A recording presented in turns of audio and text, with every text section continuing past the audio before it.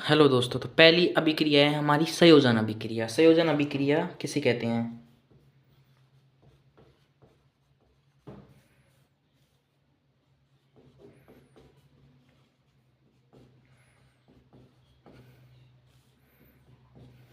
संयोजन अभिक्रिया किसे कहते हैं? तो संयोजन अभिक्रिया में क्या होता है, दो कंपाउंड मिलकर हैं, दो अभिकारक मिलकर, दो अणु परमाणु मिलकर एक का निर्माण करते हो तो संयोजन अभिक्रिया। जैसे कि दो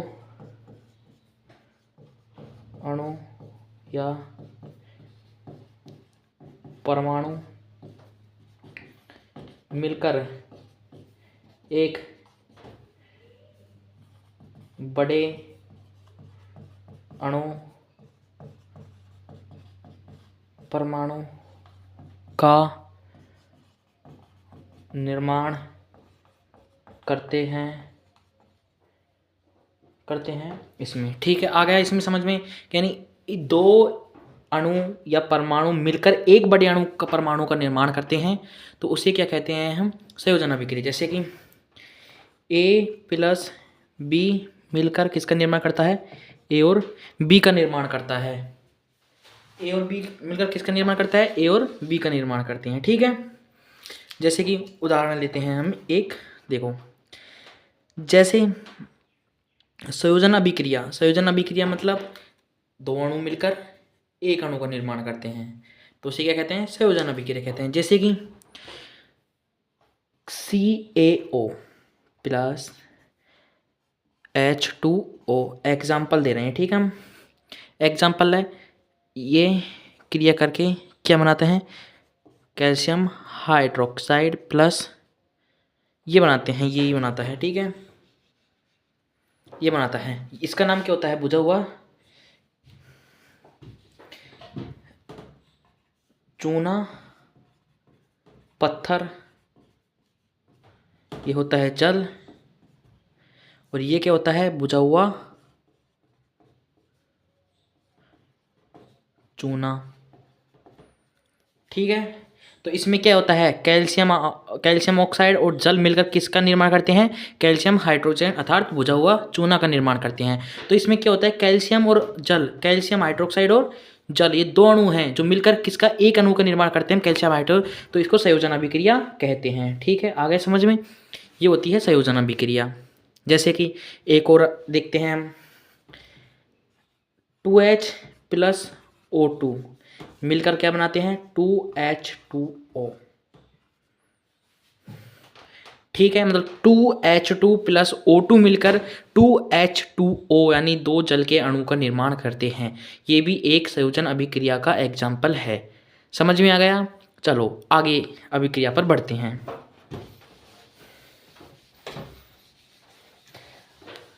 अब संयोजन हो गया तो इसके बाद आएगी वियोजन। सेकंड है वियोजन अभिक्रिया। वियोजन अभिक्रिया। वियोजन अभिक्रिया में क्या है? संयोजन अभिक्रिया में क्या होता है? दो छोटे छोटे अणु मिलकर एक का निर्माण करते हैं, और इसमें क्या होता है? एक अणु टूटकर दो या दो से अधिक अणुओं का निर्माण करते हैं। जैसे कि दो अणु नहीं, एक अणु या परमाणु टूटकर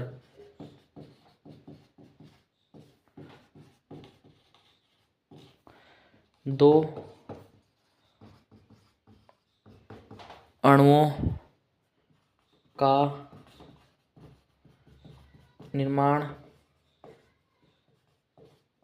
करते हैं तो उसे क्या कहते हैं? वियोजन अभिक्रिया कहते हैं। इसमें क्या होता है? एक अणु जो विभाजित होकर टुकड़े करके अपने दो अणुओं में विभाजित हो जाता है। जैसे कि एग्जाम्पल लेते हैं हम, कैल्शियम। जैसे कि पहले तो इसका समीकरण देखते हैं। जैसे कि AB है, ये विभाजित होके A और B में विभाजित हो जाता है। जरूर नहीं है AB में विभाजित होता है। ठीक है, इसमें ऐसे हो सकता है कि एक अणु है A, ये विभाजित होता है B और C में, ऐसे लिख सकते हैं। ठीक है, अब जैसे कि इसको एग्जाम्पल से समझते हैं। एग्जाम्पल से जैसे कि कैल्शियम कार्बोनेट है, इसको हम जब गर्म करते हैं, हीट देते हैं यानी गर्म करते हैं, जब इसको हम गर्म करते हैं तो कैल्शियम ऑक्साइड मिलता है जो कि सॉलिड होता है, प्लस क्या बनता है, CO2 गैस मिलती है, गैस, ठीक है, जो कि वातावरण में रिलीज हो जाती है, ठीक है। कैल्शियम कार्बोनेट को गर्म करने पर कैल्शियम ऑक्साइड यानी बुझा हुआ चूना पत्थर मिलता है और CO2 गैस रिलीज होती है। इसमें क्या होता है, कैल्शियम कार्बोनेट एक अणु टूटकर दो अणु में विभाजित हो रहा है, कैल्शियम ऑक्साइड और CO2 में, ठीक है। आगे समझ में, जैसे कि एग्जाम्पल हमने लिया था जल का, H2 2H2 किस में हो जाता है, 2H2 प्लस O2 में, ये उल्टा है। मतलब ये होता है वियोजन अभिक्रिया संयोजन अभिक्रिया के रेसिप्रोकल है, मतलब विपरीत है, एंटी एंटी है, मतलब विपरीत है, समझ गए ना आप। यानी संयोजन अभिक्रिया और वियोजन अभिक्रिया यानी संयोजन रिएक्शन वियोजन के विपरीत है, समझ गए। ऐसे है, ऐसे आप समझ सकते हैं, समझ गए। चलो आगे बढ़ते हैं तीसरी अभिक्रिया पर।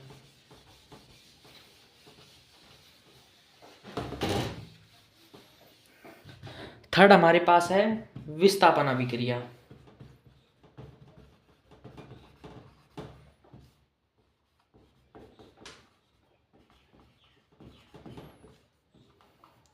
विस्थापन अभिक्रिया में क्या होता है, एक अधिक अभिक्रियाशील तत्व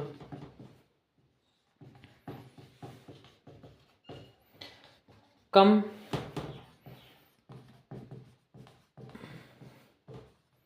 अणु तत्व की जगह अणु या परमाणु लिख लो, ठीक है।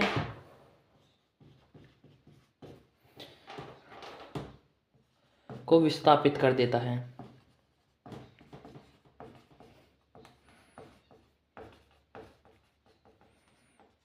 विस्थापित कर देता है, जैसे कि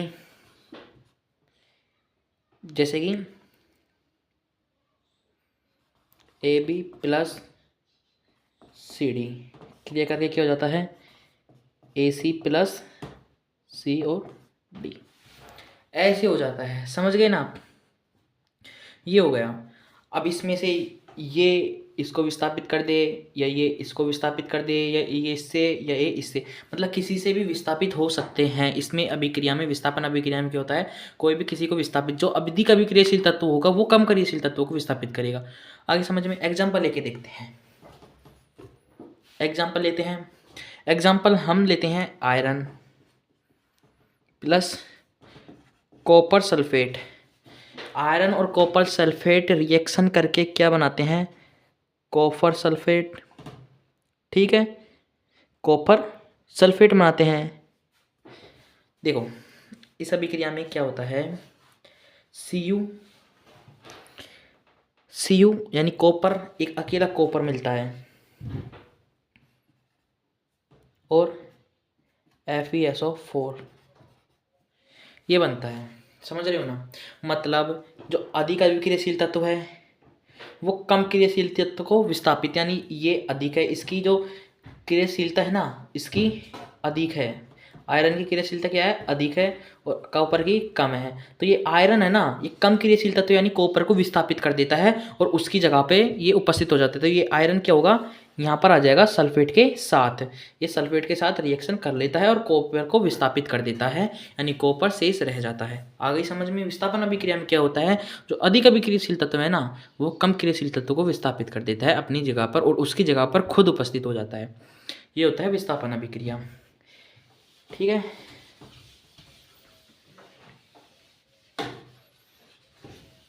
एक है इसी की जैसी द्विविस्थापन विस्थापन अभिक्रिया। द्विविस्थापन विस्थापन अभिक्रिया में क्या होता है, एक तत्व यानी दो तत्व, दो अधिक तत्वों में विभाजित हो जाता है। मतलब मतलब इसमें तो क्या होता है, एक तत्व विस्थापित होता है। विस्थापन अभिक्रिया में क्या होता है, एक तत्व कम क्रियाशील तत्व को मतलब विस्थापित करता है एक ही, और इसमें क्या होता है, दोनों साइड मतलब दोनों ओर विस्थापित होते हैं। जैसे कि मैं समझाता हूँ आपको एग्जाम्पल, इसमें तो क्या होता है दोनों ओर विस्थापित होते हैं, सेम ऐसी विस्थापन अभिक्रिया की जैसी ही इसकी डेफिनेशन है, समझ गए। एग्जाम्पल से समझते हैं इसको। तो हम इसमें क्या होता है, जैसे कि AB है प्लस CD, तो इसमें क्या होता है, ए बी सी से रिएक्ट कर लेता है और बी सी डी से, यानी कोई भी किसी से कर सकता है, जैसे कि इससे भी कर सकता है, इससे भी कर सकता है, इससे भी कर सकता है और ये इससे भी कर सकता है। समझ गए ना आप? समझने का मतलब ये है। जैसे कि एग्जाम्पल लेते हैं, एग्जाम्पल क्या होता है, एग्जाम्पल हम देखते हैं BaCl2 beryllium chloride plus sodium sulphate क्रिया करके Na2Cl2 प्लस BaSO4 इसका निर्माण करता है। अब इस रिएक्शन में क्या हो रहा है, जिस बेरिलियम है ना वो किसको कर रहा है, Na2 को विस्थापित कर देता है और इसकी जगह पर ये खुद आता है, और सोडियम क्या कर रहा है, बेरिलियम को विस्थापित कर रहा है, मतलब एक दूसरे को एक्सचेंज कर रहे हैं, जिसलिए सोडियम किसको कर रहा है, बेरिलियम को, बेरिलियम क्लोराइड के साथ, मतलब सोडियम तो क्लोराइड के साथ जुड़ गया और बेरिलियम सल्फेट के साथ जुड़ गया। इसका मतलब है कि एक, मतलब इसमें क्या होता है, उसमें तो क्या है, इसमें एक का ही हुआ था, जो पिछली विस्थापन अभिक्रिया है उसमें तो एक का ही विस्थापन हुआ था और किसी का, लेकिन इसमें तो दोनों अभिकारकों के दोनों तरफ विस्थापन हो रहे हैं, दोनों में विस्थापन हो रहे हैं। समझ रहे हो? अब ये है Na2Cl2 है, इसको हम कैसे लिख सकते हैं, दूसरा हम इसको लिख सकते हैं 2NaCl, इसको ऐसे भी तो लिख सकते हैं, NaCl लिख सकते हैं कि नहीं लिख सकते, कमेंट में ज़रूर बताइए लिख सकते हैं कि नहीं लिख सकते। ठीक है, अब एक और रिएक्शन, लास्ट रिएक्शन हमें एक और देखते हैं। यदि आपको समझ में आ रहा हो तो आप ज़रूर बताइएगा। ठीक है, एक मिनट देख लेते हैं, लाइट में कुछ हुआ है।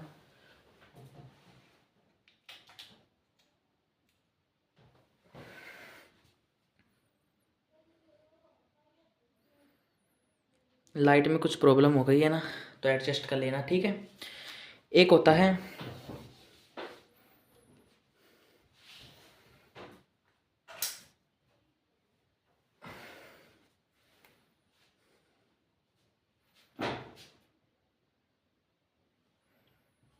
एक है, सॉरी है ना, लाइट ये डिस्टर्ब कर रही है, आप ऐसे कर लेना, आप साफ दिख रहा है ऐसे भी है। ठीक है, एक होती है उपचयन, एक होती है उपचयन यानी ऑक्सीडेशन,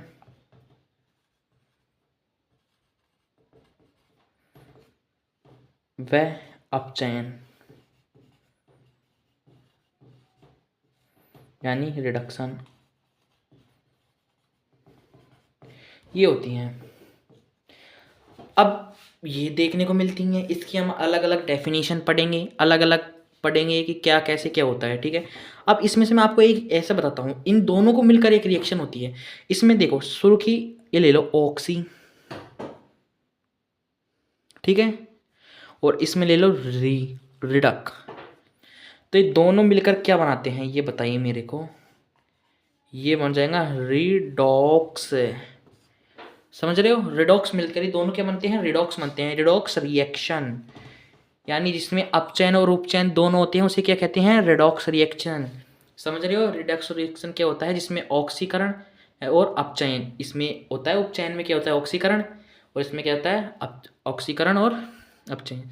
समझ रहे हो, समझ गए हो ना ये कैसे, और रिडॉक्स अभिक्रिया कैसे होती है, अपचयन और उपचयन, जिसमें दोनों होते हैं, इसमें ऑक्सीडेशन भी होता है और रिडक्शन भी होता है। ठीक है, उसमें दोनों होते हैं। ठीक है, अब हम ये तो ये बात हो गई, इसके नाम कैसे धरा, रिडॉक्स अभिक्रिया की उत्पत्ति कैसे हुई, ये तो हमने पढ़ लिया। ठीक है, ठीक है, अब हम देखेंगे अभिक्रिया किसे कहते हैं, उपचयन।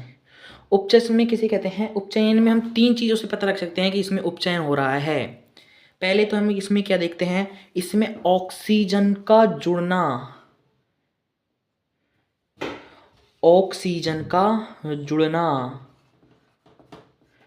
इसमें क्या होता है, एक तो ऑक्सीजन का जुड़ना होता है, दूसरा हाइड्रोजन का निकलना यानी निकलना, ये माइनस का चिन्ह कैसे चलता है, निकल रहा है हाइड्रोजन इसमें से, और एक होता है इलेक्ट्रॉन का भी निकलना। समझ रहे हो, यानी ऑक्सीडेशन रिएक्शन में क्या होता है, ऑक्सीजन का तो जुड़ना होता है, मतलब ऑक्सीजन तो इसमें जुड़ता है, हाइड्रोजन निकलता है और इलेक्ट्रॉन भी निकलते हैं। जैसे कि एग्जांपल लेते हैं हम इसके आगे, जैसे कि रिएक्शन है ऑक्सीजन वाली लेते हैं, जैसे कि 2Mg प्लस O2 क्रिया करके क्या बनाते हैं, 2MgO ये बनाते हैं। अब इसमें क्या हो रहा है, ऑक्सीजन है ना, ये ऑक्सीजन ये जुड़ रहा है, जुड़कर क्या बनाता है, MgO इसमें जुड़ रहा है। ये देखो इसमें योग ही तो हो रहा है ऑक्सीजन का। तो जिस अभिक्रिया में ऑक्सीजन का योग होता है उसको क्या कहते हैं, उपचयन अभिक्रिया कहते हैं। समझ में आ गई, नाम से ही होता है ऑक्सीडेशन, ऑक्सीजन का जुड़ना। ये नाम में पता चल रहा है भाई, ऑक्सीजन का क्या होता है, जुड़ना होता है, उसमें ऑक्सीजन जुड़ता है। हाइड्रोजन का निकलना, हाइड्रोजन का निकलना कैसे होता है, देखिए इसमें देखते हैं।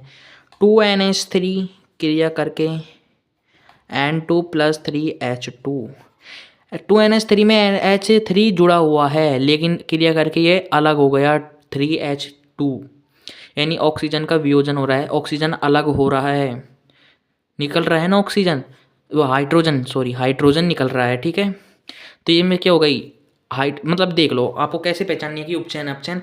यदि संपूर्ण अभिक्रिया में मतलब ये तो हाइड्रोजन जुड़ा हुआ है, लेकिन अभिक्रिया के बाद ये अलग हो गया, समझे, ये अलग हो गया, तो ये मतलब उपचयन अभिक्रिया है, यानी ऑक्सीडेशन हो रहा है। समझ गए।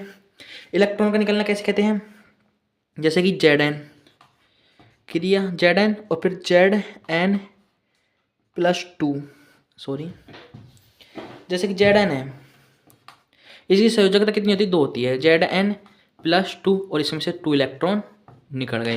अर्थात कहने का मतलब ये होता है, जो इलेक्ट्रॉन जितने निकलते हैं उतने ऊपर ये आ जाती है, इसका बैलेंस, ऊपर बैलेंस आ जाती है, इस पर ऊपर घात आ जाती है। समझ गए, ये होती है इलेक्ट्रॉन ऑक्सीडेशन। समझ में आ गया।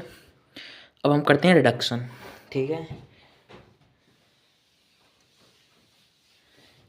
ये उसके विपरीत होती है, ये उसके विपरीत होती है। क्या होती है, विपरीत होती है। इसमें ऑक्सीजन तो निकलता है, हाइड्रोजन जुड़ता है, इलेक्ट्रॉन भी जुड़ते हैं। समझ गए, इसमें जुड़ना और जुड़ना। ठीक है, जुड़ते हैं इसमें, जैसे कि एग्जांपल लेके चढ़ते हैं। ऑक्सीजन में देखो Fe O+CO है, Fe+CO2, इसमें क्या है, ऑक्सीजन जुड़ा हुआ है Fe के साथ और CO के साथ, C के साथ और Fe के साथ जुड़ा हुआ है, लेकिन Fe से ये आगे जाके पृथक हो गया, यानी अलग हो गया, निकल गया। तो ये कौन सी रिएक्शन होगी, ये होगी रिडक्शन अभिक्रिया। रिडक्शन में ऑक्सीजन का निकलना होता है। आ गई समझ में। ठीक है, सेकंड है हाइड्रोजन का जुड़ना। अब हाइड्रोजन का कैसे देखेंगे, यह है N2, ठीक है, ये 3H2 से रिएक्शन करती है और क्या बनाती है, 2NH3। ठीक है, अब इसमें देखो हाइड्रोजन अलग है, इसमें अलग अलग है, हाइड्रोजन और नाइट्रोजन अलग अलग है, लेकिन क्रिया के पश्चात क्या हो गए, ये दोनों जुड़ गए, तो यानी हाइड्रोजन का जुड़ना। तो इसमें क्या होगा, रिडक्शन, अपचयन होगा। अपचयन में क्या होता है, हाइड्रोजन जुड़ता है, रिएक्शन के पश्चात जो अभिक्रिया होती है ना उसमें हाइड्रोजन जुड़ता है। आगे समझ में। ठीक है, एक है हमारे पास इलेक्ट्रॉन। इलेक्ट्रॉन कैसे जुड़ते हैं, Cu+2 इलेक्ट्रॉन निकल गए और क्या बनाया गया, Cu। इसमें विपरीत है, ये भी Cu+2 इलेक्ट्रॉन जुड़ गए और Cu, यानी इलेक्ट्रॉन इसमें जुड़ रहे हैं। समझ गए। तो ये है उपचयन और अपचयन दोनों है। समझ गए। अब दोस्तों आपके सामने ये मैं एक प्रश्न पूछता हूँ, ठीक है, कि ये कौन सी रिएक्शन है, मैं आपको देता हूँ एग्जाम्पल, ये आपका होमवर्क है।